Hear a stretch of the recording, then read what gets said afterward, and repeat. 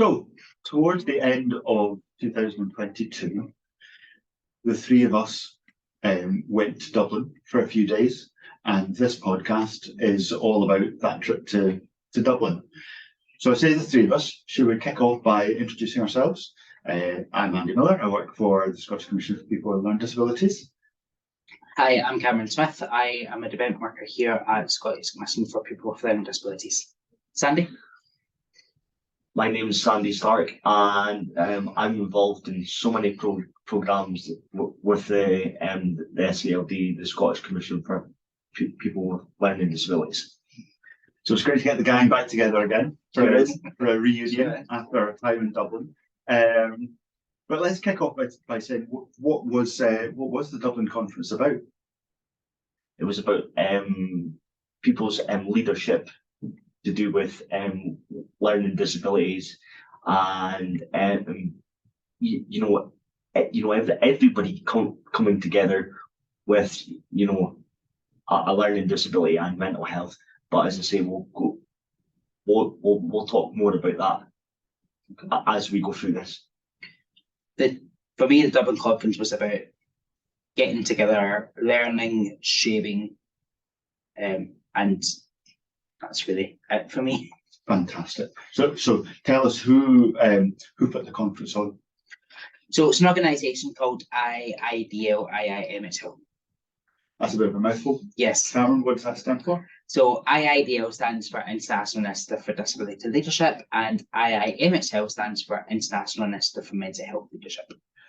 Okay, that's great, but I'm not really much the wiser. What does IIDL, IIMHL do? Does it just put on conferences like the one in Dublin? No, so it's an umbrella organisation. So they work together with people with mental health issues and organisations in terms of mental health, but they also work alongside people with disabilities and people in the disability sector as well. They do still put on different conferences. They've got different groups, and they've got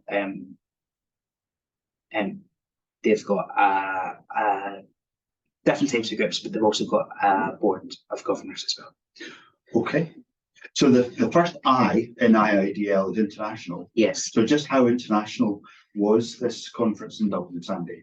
Well, there was there was ourselves from Scotland, representing SCLD at the same time, and Scottish government, and I was just amazed how many different organisations from different parts of the world that actually came together to share their different experiences of what they were doing well and what we were doing well, and it just put a smile on everyone's face. Really, that's what I got out of it, really. And did you have to use your French and your Spanish, or was the conference in English? The conference was in English, but just on Sandy's point, it was great because it wasn't just Scotland, it wasn't just UK wide. So I met a couple of people from our colleagues in Sweden, our colleagues in Netherlands, or even as far as we had a couple of folks here from America who were speaking as well. So all types of international as well. It sounds fantastic, and I know it was fantastic because I was there as well, and we had a great time meeting folk from all over Europe. Yeah. And I know, Cameron, you were talking about what the organisation does, IIDL does, and this conference, the Dublin conference, was for people and organisations from right across Europe. Yes. But there were other conferences also happening at the same time, weren't there? There was. So there was the conference was split up into 3 different hubs. So as you said, Andy, there was a hub in Dublin. There was also a hub in Washington for folks from the States and Canada to attend. There was also one being held in Christchurch, and that is for the international members of IIDL, IIMHL to attend from New Zealand and Australia as well. Okay, so it's truly a global Yes, organization. yes. It's fantastic. Okay, so SCLD had a hand in organising this conference in Dublin, didn't we? We did. Do you want to say a bit about what part we took in that? Yeah, so there was two different parts that we got involved in. The first part was involved in organising an IIDL match, which, if you give me permission, I can go and explain a wee bit before I go to the next part. So a match, an IIDL match is where you get matched. Not a football match. Not a football match, Sandy, no. But we can talk about that later. So an IIDL match is where you get matched up with an organisation or a person that's of interest to you. Matches are usually held over 2 days in the whole city where the conference has been held in. But this year, there was matches being held online over a series of 3 weeks. So one webinar a week online. Because of COVID. Because of COVID, yes. And the matches were most organised by New Zealand and Australia. But for the match that we were involved in, which was an employment match, they wanted the UK and Europe's perspective on that as well. So we were involved in organising one of them, and we attended online as well. The second part that SCLD was involved in was the actual conference itself. So we got invited to sit on the organising committee for that, and it was just great experience, learned new skills, and it was just great for the company as well to be represented, and it was great for our funders for the Scottish Government as well. And I think it kind of put SCLD in another level. You know, from my perspective, from going over to Dublin, what I managed to take back and you know, take into other you know, workshops that I've been involved in with SCLD to grow that workshop or just grow the organisation itself. And I know that the conference really consciously wanted to include both professionals and people with lived experience. So can you tell us about how it felt to be someone with lived experience attending the conference in Dublin? It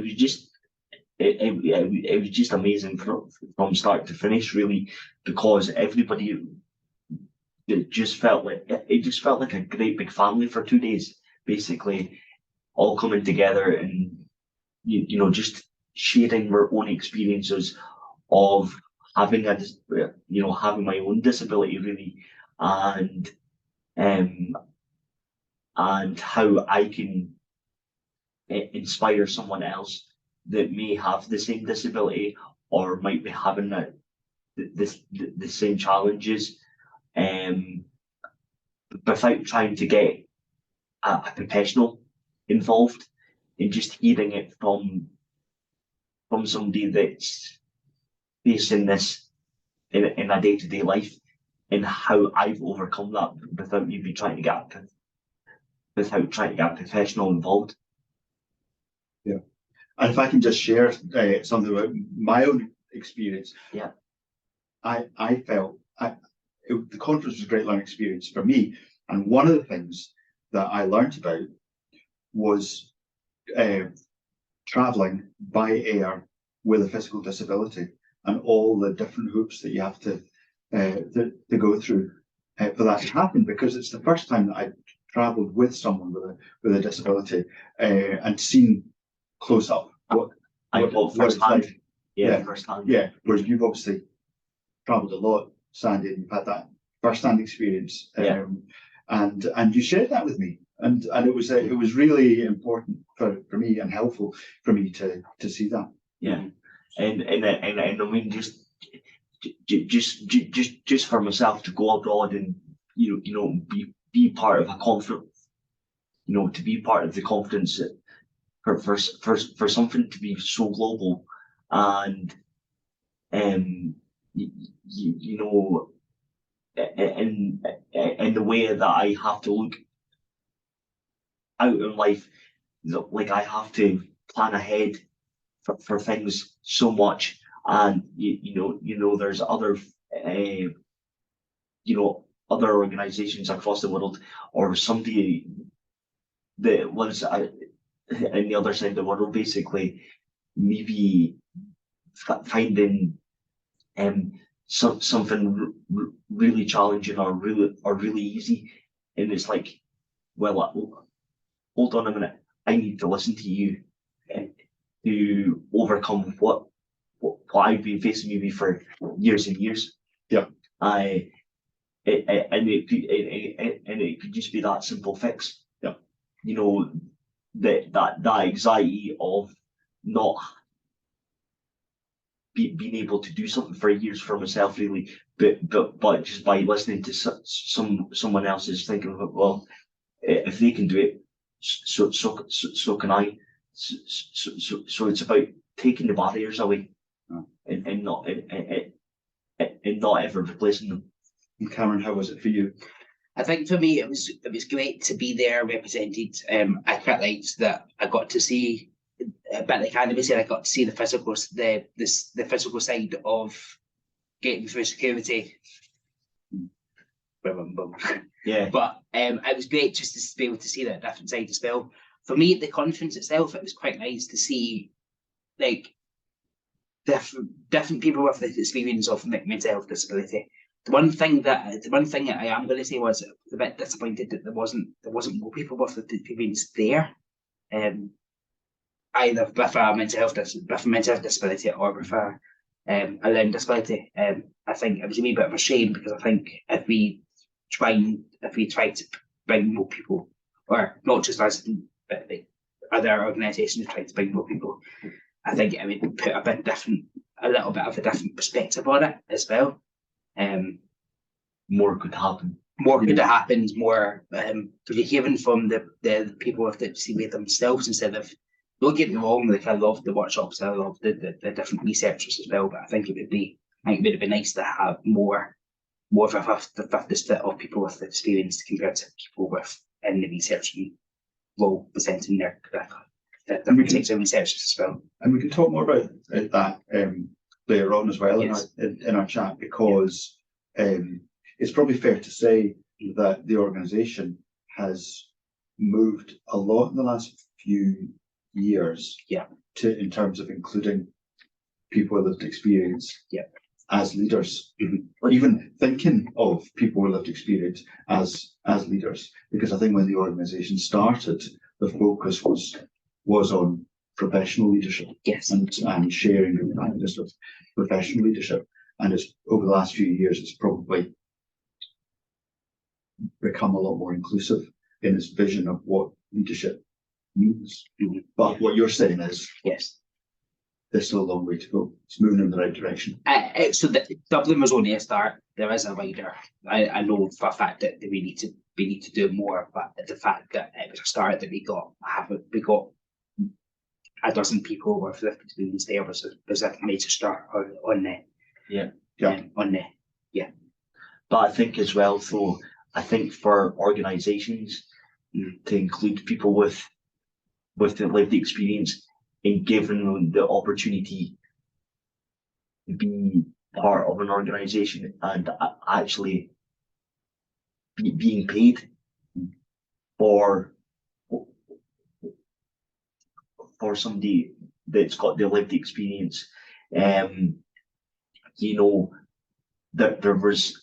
there was so many other people out there thinking, well, if that organisation can do this,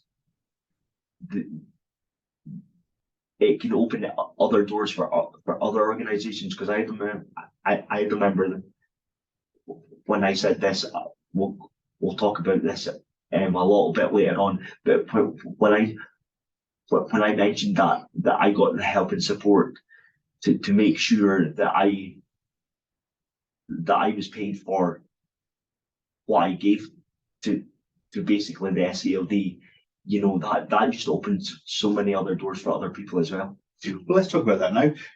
Do you want to say a bit about what particular role you two played at the conference?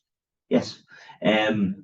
My role at the conference was to do with leadership. So all the different things that I have done with the SCLD, you know, a lot of it was to do with confidence to start off with, to find out about all the different programs, and then it obviously COVID hit as well. So all the different programs had to go online, and that made it more accessible for me to become more involved with the SCLD. And then I just got this great big opportunity to come across to Dublin to share my experience. And then again, that just opened so many doors as well. You know, after my presentation about my own lived experience on my own leadership, they were like,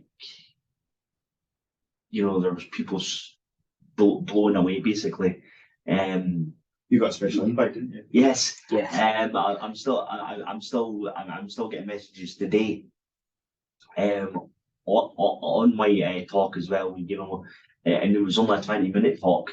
And it kind of blew myself away, really, what I had basically said. And it's not until somebody actually comes up to you at the end of your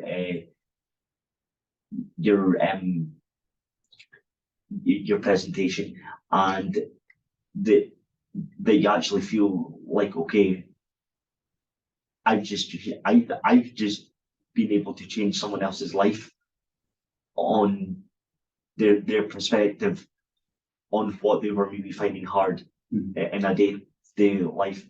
But with my own experience, I've just been able to take that barrier away for, you know, been able to take that barrier away from somebody.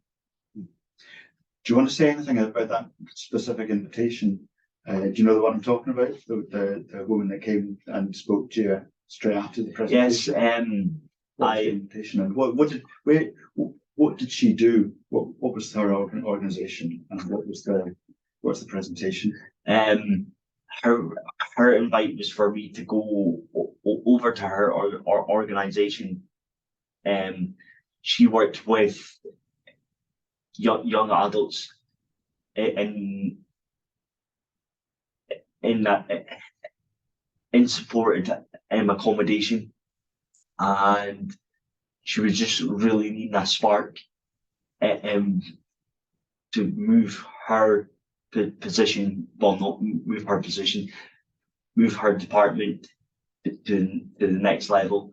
And I was the one. You were that spark? Yeah, I was that spark. Not so much Sandy Stark as Sandy Spark. That is it. That is basically it, yeah. And it just felt I just felt really heartwarming after that. You know, I was only there for 2 days, and I think the woman only arrived on the day of my presentation, and just to be asked to still be kept in contact with this person was just mind blowing for me, basically. Yeah, it was great. And this, you know, this had nothing to do with SCLD either. No, you know, so that just shows you how much of an inspiration that I can have on another organisation. You know, in Dublin. So I have been invited back over to Dublin at some point. So I'm really looking forward to that, and just hopefully it plans out to be what it was, what she's planning on doing. I hopefully we do follow through with it. Fantastic. And Cameron, you're pretty busy as well, weren't you? Yes. At the conference itself. So yeah, I had a couple of things, but I've also had a couple of sort of invitations in to speak at different events as well, which I'll go on to just in a wee second as well. So I at the conference, I chaired Sandy's workshop. Yes. So Very, very well. yes, thank you so much for that. So I chaired Sandy's workshop, and it was great just to be able to, for that confidence to be able to, because before then I was chairing online events. So I was in the comfort of my own home with 2 monitors, my laptop and monitors. I had all my notes there. This was my first in-person live chairing. I think I've done pretty well. You were out of your comfort zone, weren't you? I was out of my comfort zone at some point. I was sort of nervous, shaking my legs, just wanting just to run away. But Yeah, yeah. I managed it as well. Very well. Yes, thank you. Right. So the second thing that I did at the conference was I spoke at a workshop. I hadn't planned to do that, but unfortunately one of the other speakers fell through, so I stepped in and on his place as well. And that was a great workshop. I spoke on the recommendations of the new sports employment review that Scott's government have published. But I think what that made that workshop very, very successful and very, very powerful, I think, was to hear the 2 other speakers as well. So somebody from the Face of Ireland Institute and somebody from the DFN Charitable Foundation, like Who delivered? who also delivered the other 2 presentations. The fact that we are doing a whole load of this stuff to try and get more people more people with learning disabilities into employment. I think that was the most inspirational and empowerment bit. It was great just to be able to hear the audience views on this and ask questions, and I think it was even more powerful for me because when the person from the DFN Charitable Foundation spoke, it took me back to my own post research days as well. So it was quite nice to be able to hear. So you were actually involved in that? Yeah, so I was involved in the post research, the DFN post research in Scotland as well. So it was quite nice to hear the successful stories from incomes, the successful employment rates. I think it was more emotional for me. And apologies that I'm getting a bit emotional right now, but I think it was more the fact that everyone from post research leaves in full-time employment, or part-time employment, or they're getting into some sort of employment. I think that's the most inspirational bit you could have about this as well. And what was clear to me was that every country is facing the same challenges to support people with learning disabilities into employment. Yeah. And so folk were really interested in those presentations. So following up from that workshop, I've been invited to go speak at the DFN Post Research Young Youth Advisory Group on my own journey to employment story. So I hope that will come off soon. I've also been invited to speak to one of the other Scottish organisations on my own personal employment journey as well, for one of their groups or group events. So it's been quite nice. So it's been quite nice. The fact I think that's more successful, but the fact that you've been invited back to Dublin to go speak and go help, and I've been invited to 2 groups to go speak and go help as well. Yeah. So if you 2 get paid for your presentations, does SCLD get a wee cut for? I'm doing this off my own. I'm doing this off SCLD thing, but I'm also doing this off my own back. The fact that because people need to know, and you know this as well, that people have to know the successful stories of people with experience as well. Definitely, and I think other organisations are going to. I went away from our presentations and thought, right, okay, if SCLD can just give, a little hand and get all the boxes ticked, basically, and it's so important to have, people with lived experience, people with a learning disability in employment, and I think, as you said there, Cameron, the project search, what came out of that, that presentation, blew me away as well, and just giving somebody with a learning disability the opportunity to have the hands-on experience, and not having to go to college or get this qualification to match that job. Project search, work with the individual to find out what they want to do, and then they go and do all the hard work, and that's what I found very, very interesting. We talk about hands-on experience. Yeah. Doing a presentation wasn't the only thing that you were involved in at the conference, was it? No. Because you were also talking about some posters. Yes. Can you tell us about those? Yes. I was a number of posters that SCLD are involved in. So we've got the Human Rights Town app, we've got the Human Rights Lived Experience Board, and we've got the Include for Good program as well. So I basically had to try and cut myself in half, basically, to be everywhere at once. To try and be every poster as much as I could.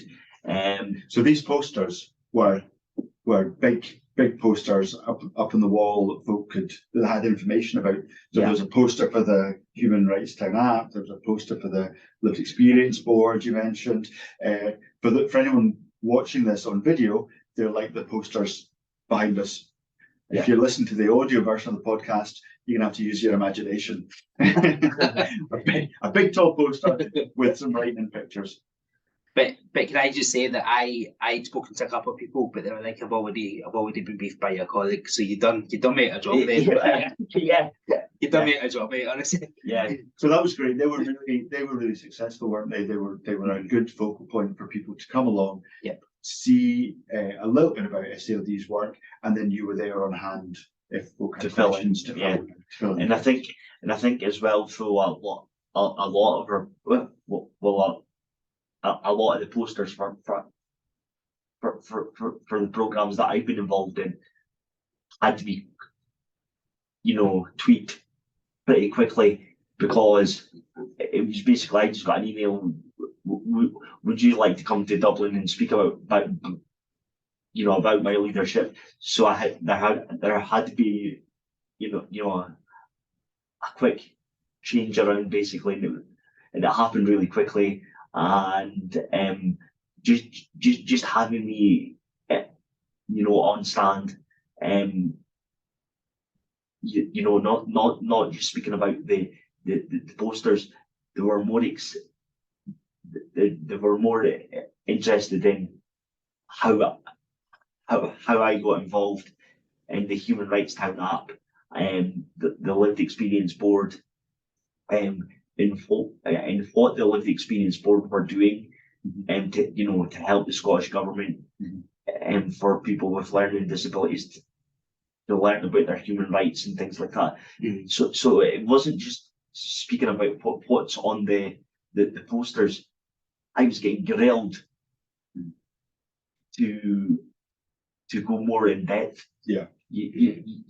So about how you could achieve your leadership potential. Yes. Yeah.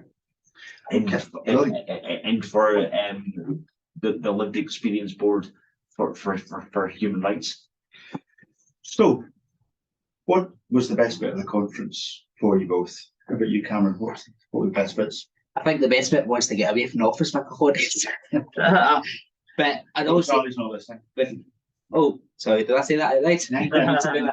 But honestly, no, it was just great. It was just great to be in the room together. I think after what, two and a half years at that point, I've been locked down and not been able to see anyone. And I think it was just great to be in the same room as folks again. That had been my second international conference of the year.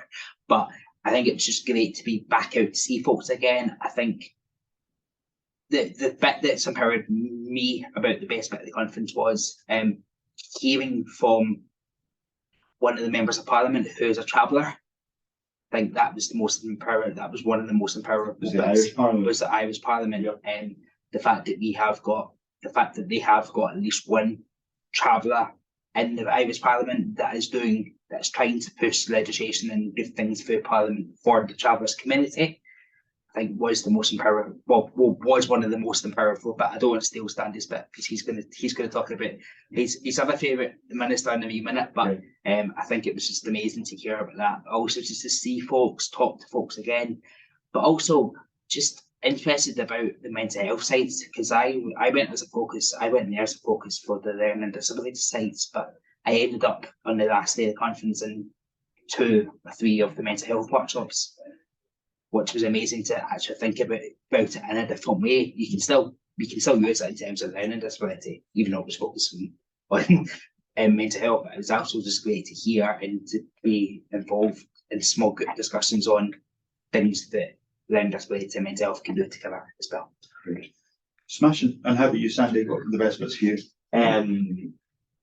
It was the Irish minister for learning disability, on how she has managed to involve people with learning disability and helping her push things through Parliament, and basically just getting everything set in stone on what should be happening for people with learning disabilities right across the board. But just hearing her passion was just incredible. I know that the Scottish government are doing you know so well for Scotland, but I think for the whole conference itself, really, just everyone coming together and just hearing different perspectives of different stories, but it was just that it was just the fact that this minister for people with learning disabilities has managed to get things through Parliament, things that are stamped. So what I mean by that is, if it's stamped, it's something that must happen. It's not something that'll happen tomorrow or maybe 2 days down the line or whatever. It happens now. Yeah. And I think by being involved in the whole thing was just absolutely amazing. And there's so much that I've taken away from that, and there's so much to learn from, and there's definitely a lot that the Scottish government can learn from by just listening to this story today. Sounds great that it was such a good experience for both of you, and I'd echo that as well. For me too, it was a really brilliant experience. And so that kind of begs the question then: what next? What next for IIDL in Scotland? What do you think, Cam? Because you're involved in the development of IIDL. So we have got a couple of in-person meetings with IIDL and some international colleagues booked in for the next couple of months. So hopefully they'll go well as well. I think for what's next in IIDL Scotland is to try and get more members of IIDL in Scotland.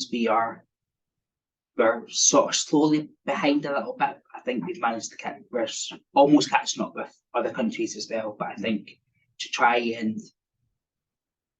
get more members, but also try and do some sort of engagement with them, with members of IIDL in Scotland, because all they get so far is the stuff that the international IIDL get via email. So we're trying to figure out a way to try and send out things that are relevant to them that are in Scotland. We think maybe just this wee small IIDL in Scotland sort of newsletter about sort of different things that are coming up that might be of interest to them and the learning disability side and the mental health side, but we just don't know yet. But so what would be the benefit to other organisations that would probably joining IIDL? I think IIDL is like the building block. It's a source that you know, that organisations can dip into or help and support. But because it's global, because it's globally as well, you know, everybody can learn from each other. Yes, That way, and I really do think we are definitely going to learn from each other. You know, it was a full-on 2 days, but it was the best days of it was the best 2 days of my life. And I like what you said about learning from each other, because it's a two-way thing, isn't it? Yes. Yeah. It's a two-way thing, but I think I echo Sandy's comments, but I also think it's to do with learning from people with lived experience, people from different chief executives, different like high-level senior people as well. But I also think it's just to learn from everyone. But I think as well, you've just Hit the nail on the head. yeah, with a question there. But I think it's about the professionals learning from us. Yes. You know, but because it's okay learning from the professionals and saying what's right on paper, but actually seeing it from somebody from a lived experience point of view. The professionals are learning from, you know, us. Which begs the question earlier on when you, Andy, you asked me earlier on about people with lived experience. Yeah. You've hit the we both hit the nail right in the head. We both hit the nail and right in the head about we want, because people think of IIDL leadership. What is leadership, right? Yeah. They think about people in senior roles, people in advisory roles, people managers, but actually it's not. They could be a 14-year-old or whatever it is, right? They could be a young person in a leadership role.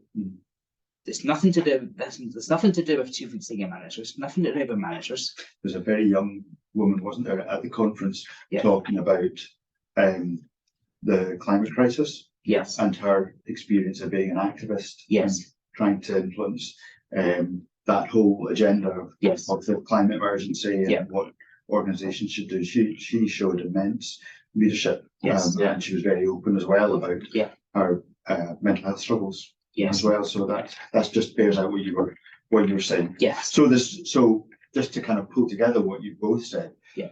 A couple of things. IIDL, we're hoping that will develop in its understanding of leadership and the different leadership roles that people with experience can play. Yeah. And we're hoping to develop IIDL in Scotland by increasing the membership so that more Scottish organisations will join. Yeah.